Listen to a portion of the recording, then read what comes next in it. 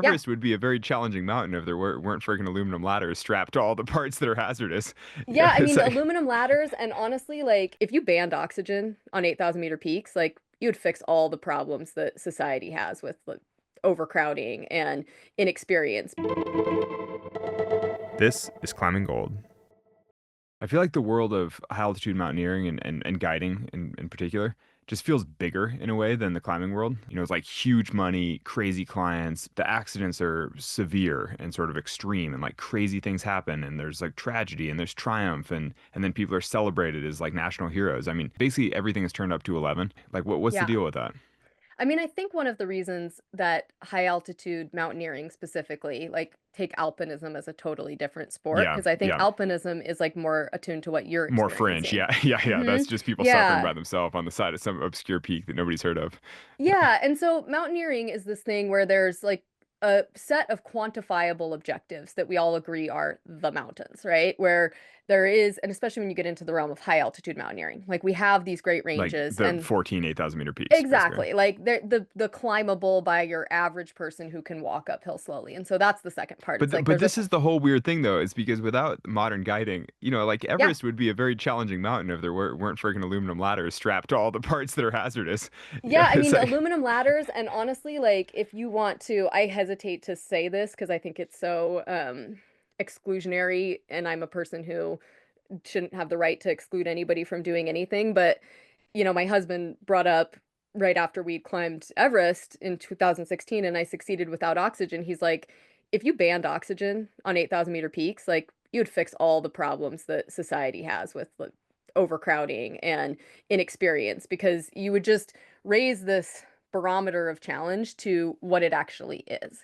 And mhm. so I think with guiding, like my job is to make accessible the mountains, and I've always tried to do it in a way that doesn't bring the mountain down to the person, but brings the person up to the mountain, but not everybody But that's operates that easier way. said than done. I mean, that's the thing is Yeah. you well, and I Yeah. mean, even then you just run into hard things where you're like, oh, this client trained super hard and they're motivated and they're psyched, but for whatever reason they just don't have it. Let's just crank up the oxygen and get somebody to help push them uphill. And Yeah, it's and that's like, just never been my guiding way. Like I'm really well known for that specifically. Like I'm not going to give you because even if you climb like Everest for example in the easiest way possible, it's still pretty hard.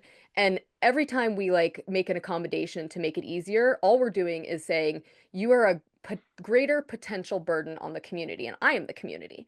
Like I'm the person who has had to deal with really the terrible outcomes of things going wrong. It's not theoretical to me. Like I've mhm, had to deal with bodies in the high mountains. I've had to deal with, the constant I have a nonprofit where I deal with the families of high altitude workers who are killed while working. And if you think you understand like the consequences of risk, join me. Come sit with me with those families because you just don't understand it until you really see it up close that way. So it's changed, and my experiences have led me that way as well. But it's changed what I'm willing to do for a summit because it's like, or for helping somebody else get a summit. mhm. It just doesn't feel right to me. But it's also like a really young industry. I think like the industry of commercial high altitude guiding is really only like 25 years old. And so there's all of these growing pains and then you add into that 25 years like the rise of social media and the lack of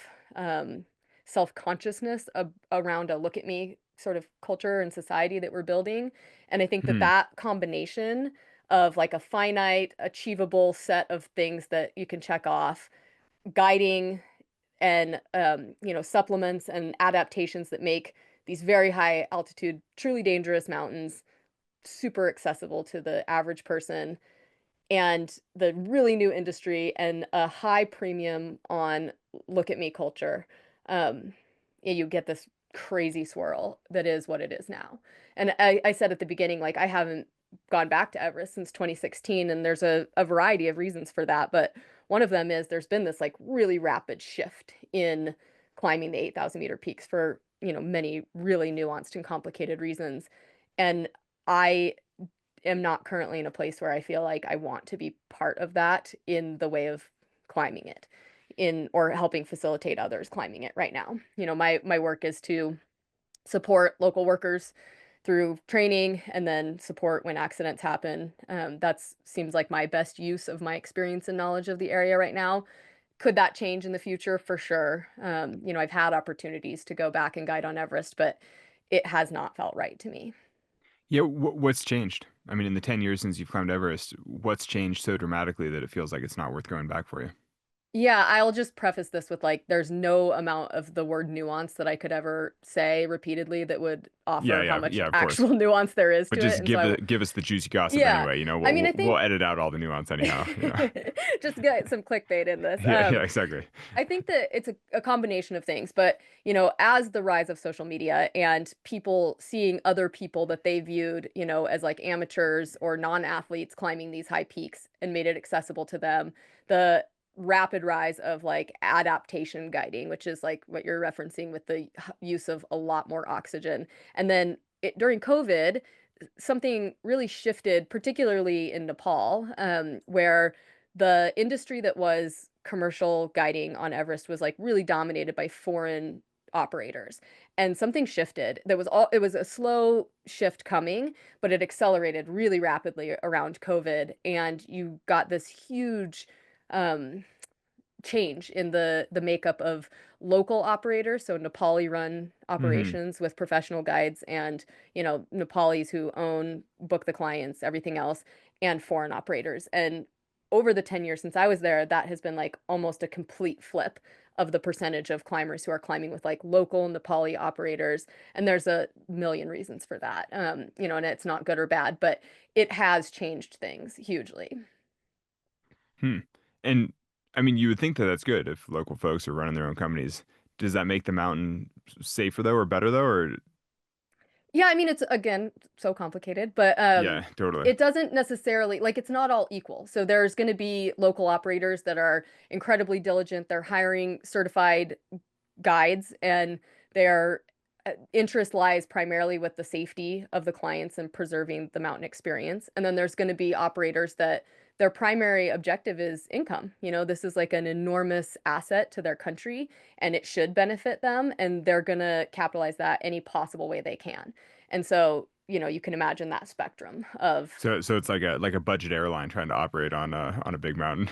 Yeah, it is. It can be for sure. And, it's differently and I'm really hesitant. Like the thing you're probably hearing in my hesitance is like I don't believe that, for Everest or the 8,000-meter peaks to be safely guided, they have to be guided by foreign operations. I don't believe that at all. I can Hmm. tell, there's a number of local operators that I think far exceed any foreign operators in their safety records, in how they manage clients, in what the preservation of the experience in the mountain is.